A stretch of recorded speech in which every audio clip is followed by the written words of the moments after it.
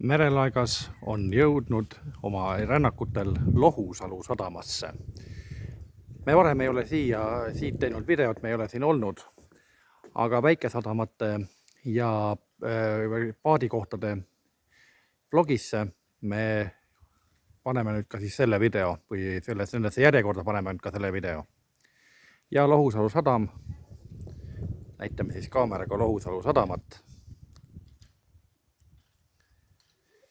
Ja praegu nagu on, hooaega ei ole, kõik on vaikne.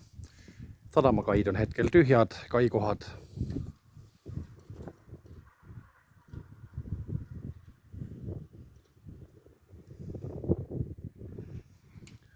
Aga selline siis on Lohusalu sadam. Ja suvel kindlasti tasub siia tulla, sest siin on ka erinevad üritused tihtipeale. Tantsuõhtud ja muu selline.